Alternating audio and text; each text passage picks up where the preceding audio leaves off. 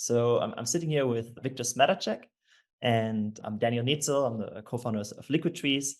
We try to create a cooler tomorrow using diatoms, and there is no better expert than asking Victor Smetacek about his experience with growing diatoms on scale in the ocean by fertilizing the ocean with iron.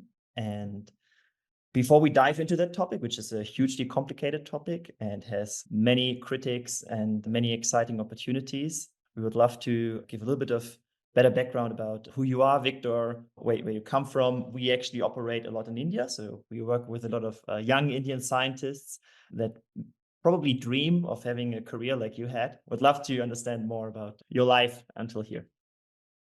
Okay, all right. So yeah, I was born and I grew up in India, and I'm still an Indian citizen. And I also feel very much linked to India. The roots are deep. Actually, I'm Indo-German. That's what I call myself, because I've been living in Germany now for 60 years and over. So yeah, 60 years. Exactly, as a matter of fact, 60 years.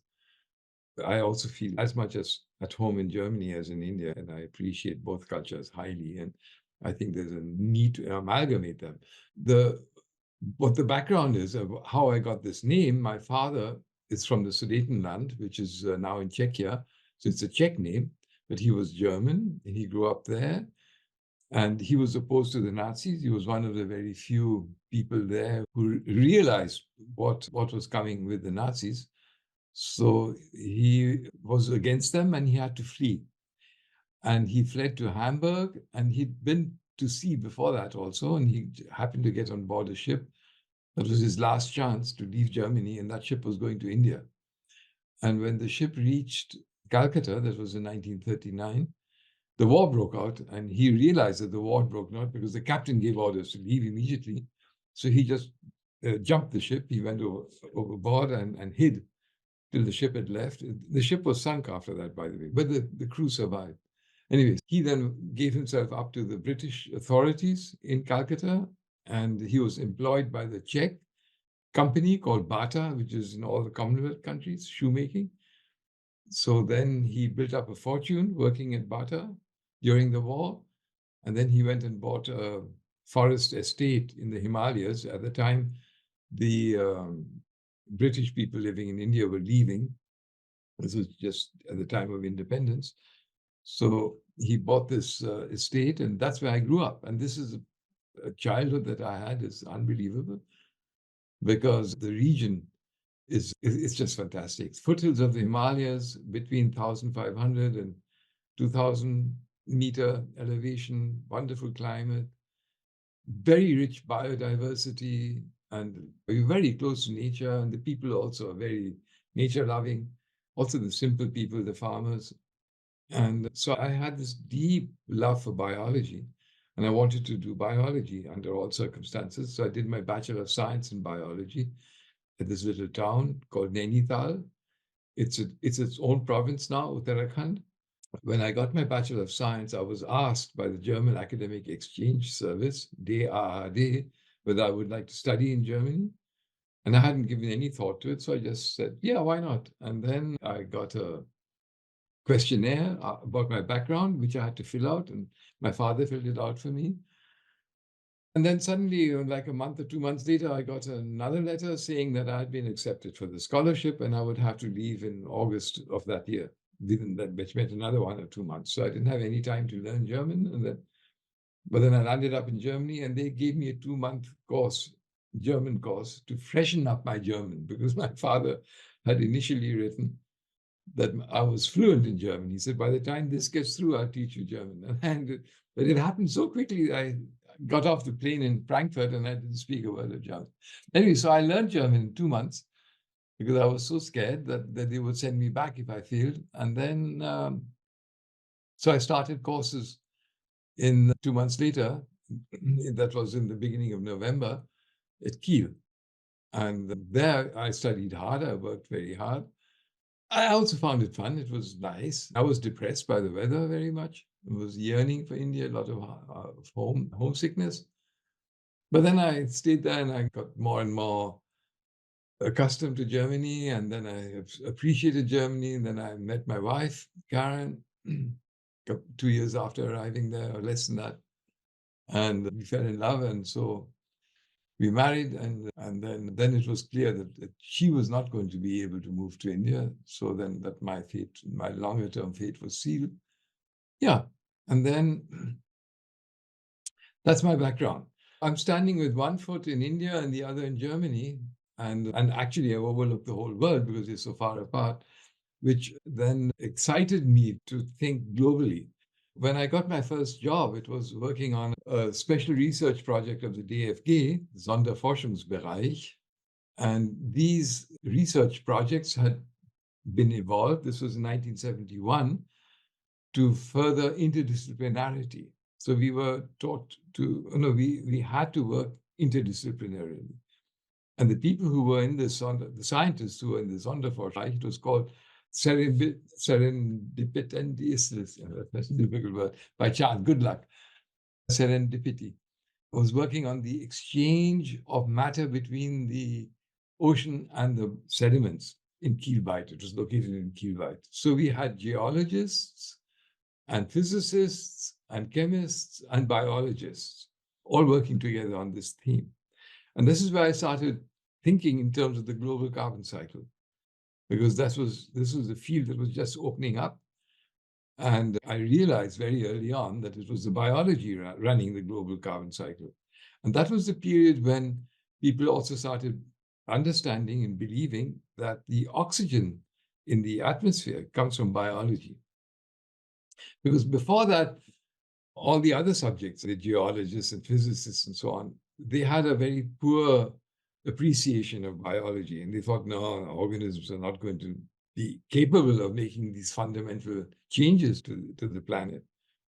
But this was then the period when ideas like from Vernadsky, he was a Soviet scientist, and he was the first to actually, a visionary who was the first to see in his mind's eye that it was indeed, that biology, organisms could indeed make all these changes on the surface of the planet.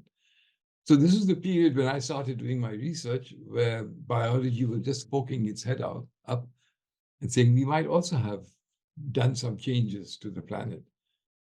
So I got involved with the carbon cycle in Kiel Bight, and I started thinking early on in quantitative terms, which biologists normally don't do. They look at organisms and the details of the organisms, what they look like, and now what their genes look like. But we don't see them as movers and shakers, as drivers of fundamental changes on the planet. And I very early on started realizing that. And it was an experience I had on the ship in 1972, when we started doing the annual cycle. We got a ship, so we could just use it. And we had to make our own plans. So I was a young scientist. I just turned somewhere in my mid-20s or something. And I had done a diploma in biology, and I was the only one who had a degree. All my colleagues, they were all working for their PhDs, but they didn't have this degree. So I was the only one who got a job. I was paid. I had a scholarship before that from the ARD, but then I was advised to take the job. So I took the job. And because I was getting money, but doing the same thing like my colleagues, I felt the sense of responsibility that I had to do more than them because I was getting money for it. Anyway, so I kind of took charge of that group, this in the Sonderforschungsbereich, and we were then in this phase, we were just developing terms or concepts like biogeochemistry. This is when they all came out. And I was on the ship early on during the spring bloom. The spring bloom is a feature of the oceans, of plankton in the oceans, which is like spring on land. When spring comes in the month of April, May here, and in March in India, where I grew up, then things start opening up. Life comes up again. The winter is left behind, and cell divisions take place, and the whole ecosystems change. And in the ocean, you get a spring bloom, and this of phytoplankton. And this spring bloom of phytoplankton is driven by diatoms, like the organism behind your head, right? So these diatoms, they have a shell of silica, and they have high growth rates, but so do the other phytoplankton also. But they dominate the bloom. They make like 90% of the biomass in the spring bloom is made by diatoms. So we were studying this diatom bloom developing, and because we had the ship for free, we went out twice a week and did the sampling. And I was following this bloom building up every 2-3 days. And then one day we went there and the bloom was gone. I couldn't believe my eyes. But the eyes I had, you see, the problem is we cannot see the plankton. We don't see it. We only rely on our instruments. So what I was seeing was the color of the filters through which I filtered the water. It's like a coffee filter, except that the filter is white and you pour water through it, and then you get a color on the filter, depending on how much suspended matter is in the water. The water itself is clear. You don't see the particles in it. So when I did this filtration and I saw that the filters were white, and before that they had a cake of brown color on them. That was the spring bloom developing. So I was so shocked. I went on deck and looked around and said, "Are we still in the place? Where are we? Where is the spring bloom?" And at that moment, I had the chance, again, luck, that my colleague and friend, Bodo von Bodungen, he had been diving, because this work we were doing was in a place that we call the house garden in Kiel Bight. It was a region that was given to us by the authorities who were in charge of it. They gave us a 400 by 800 meter stretch of land, so to speak, a sea bottom, where we put instruments, and which we kind of protected against fishing vessels. Fishing vessels would have wrecked all the instruments. So Bodo had gone down, he was diving to service these instruments, calibrate them and do work on them. So he just came up just as I ran out on the deck, and he looked at me, and he was in the water, and with his took his mask up, and he looked at me, he said, "Victor, there's something very strange. There's a brown carpet on the seafloor, which is not there before. What do you think it could be?" I said, "Oh my God, that's the spring bloom. The spring bloom has sunk out." So I immediately gave him some bottles, and he then, on his next dive, he went down and collected that brown stuff. And that evening, I then looked under the microscope, and sure enough, it was the spring bloom. And the spring bloom had quantitatively sunk out through this 20-meter water column in just 2 or 3 days between the previous measurement and this measurement. So that left me flabbergasted. This was when I realized that we were missing what's actually going on in the ocean, because nobody had heard of that. Nobody mentioned it. Nobody believed me. Although, what was there to believe? It happened. You could see that everything was there. Anyway, so that experience had a massive influence on me. Now, it showed me that you have to trust what you actually experience, the reality, and not what you believe. In the old days, not in the old days, even now, most people believe that the spring bloom is eaten by zooplankton. Yeah. Seeing Right? is believing, right? Yeah, that's why I wrote that paper, Seeing is Believing. And the diatoms are the pastures of the sea, and all life dependent on them. Yeah, it does. Diatoms are there also in the summer and so on, right? They're always there. But that the spring bloom sinks out quantitatively, that was a new discovery. And it only was possible because we looked at it closely and had this occasion to make these measurements. Yeah, so after that, I was a firm believer that diatoms are capable of doing that. I wasn't thinking that they will be doing that all over the place. But so I was hooked to diatoms, and I realized that the amount of carbon that they took down, which is 10 gram carbon per square meter, and which would translate into 100-gram vegetables. Now, if you imagine 100 gram of vegetable, fresh weight, take a couple of beans, let's say beans. How much is 100 grams beans? Green beans, right? Or peas, because diatoms have a lot of protein. And if you take 100-gram green beans and put them on a square meter, this is what a diatom bloom is capable of in terms of carbon. Very early on, I was already thinking in carbon terms, and so I was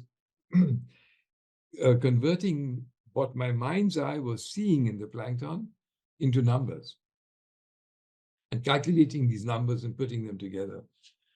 So in that sense, I guess I have a unique background, because it was not possible for me, easily possible, to convince the people I was talking to. At that time, so the information I got was like, the Kiel Bight is a kind of transition area between the low salinity Baltic and the North Sea, and it's sick. What happens in Kiel Bight is not representative for the rest of the ocean. Right? But then I said, no, it's not a question of whether Kiel Bight is representative. The point here is that in a couple of days, in 2 days, an entire diatom bloom sank out of the water column. That's the point. Whether it happened in Kiel Bight or anywhere else, so what? But it happened. If you see an elephant flying, and you say, oh my God, what is that? No? It doesn't matter where it's happening. The fact is that if the elephant was flying, then that is the point, right? And here you had this phytoplankton, which is not supposed to sink, sinking out in front, not in front of your eyes directly, but almost as close as you can get in front of your eyes. Now, after that, I found out I joined the local divers team in Kiel, and they told me that the period after the spring bloom was also the clearest water. They didn't know anything about the spring bloom, but they said in the month of April, May, that is the clearest water. And this is just after the spring. The spring bloom takes place in March. And except for stormy years, it can take place a little bit later in early April. But that's the period when the spring bloom takes place in the sea at this latitude. So it was known. And then I started reading the old literature, and it was mentioned also by people working in Kiel Bight before that. But the side issue. You know? Or we found diatoms lying on the seafloor and so on. But they didn't realize what it meant for the global carbon cycle. My luck was that I had this keen love for biology on the one hand, looking at organisms. I was enthralled. I spent a lot of time sitting in the microscope, just looking at the plankton. So when I was looking at the plankton, I also saw all the fecal pellets of the copepods. And I saw also all the other stuff, and where a copepod had bitten a piece of a diatom or not. And I saw all those signs, which normal biologists don't do, because they're looking, when they feel they specialize in diatoms, and then they only look at diatoms. Or they're looking at another group of phytoplankton, dinoflagellates, and they only look at the dinoflagellates and overlook everything else. Okay, you have to see the background, the history, and in biology, we have evolution. All these things have evolved. So I was also very interested in figuring out how these things evolve. Right? So all these biases, prejudices that are there, that diatoms cannot sink, they sink very slowly, or the zooplankton eat all the diatoms, and so these were kind of statements that were in the minds of the people, but they had not really been proven. It's just assumed they were like that, right? These are the belief systems. After I had this experience of completely overthrowing the traditional wisdom, I then also felt much more independent, and I decided that I had to do it on my own. That gave me courage to also follow my ideals.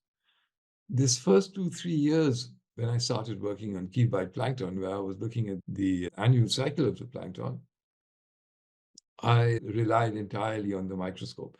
My job was to look at pigments. I was doing chromatography of pigments, separating them, and it didn't work. So I was doing all the pigments, and this is thin layer chromatography. Now you have much more dependable high pressure chromatography, HPLC. But in those days, it was not available. And so I would separate these pigments beautifully. I could get all these different carotenoids and different types of chlorophyll and so on. But it was not possible to measure them, because you just while you were looking at them, they would break up, they would fade away. But I had taken samples as a backup for the chloroplast measurements, for the pigment measurements. And that's what I then did for my PhD. I then sat there and I counted every particle in my field of view. I was counting. It took a lot of time, but I enjoyed it. I enjoyed it thoroughly. And it's so unfortunate that I haven't been able to convince a lot of people. There are a few students of mine who do that, but the majority have left it. They didn't follow up on the actual hands-on microscopy. In the course of this microscopical examination of Kiel Bight plankton over the years, we did 2.5 years of plankton. As I said, I counted everything, and then I also found out that there were groups of organisms that were not recognized because nobody felt responsible for them or representative for them. These were the protozoa. So I coined terms like protozooplankton next to phytoplankton, metazooplankton, and bacteria, and so on. So it was fun, and I enjoyed doing all this work. And then after that, I moved on to the Alfred Wegener Institute. I'd written some interesting papers, so I had built up my reputation. And I got this professorship here at the Alfred Wegener Institute.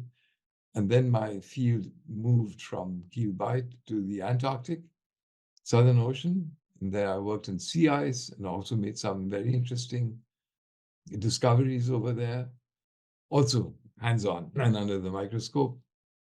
And of course, it came out in the course of these studies, this was in the 80s, that the Southern Ocean was probably the swivel point for the global climate, for the climate cycles of the recent past, the glacial interglacials, right? That it was productivity of the Southern Ocean that was a steering element here. So when I started working the Southern Ocean, it was really quite different to the Kiel Bight. And this is when it took me a couple of years actually to figure it out. And this is because Kiel Bight is a very shallow sea, it's just 20 meters deep on average. And it is surrounded by land, it's an enclosed sea, and there's a lot of dirt in the water from the land. So the dirt contains iron, and we're living on an iron planet.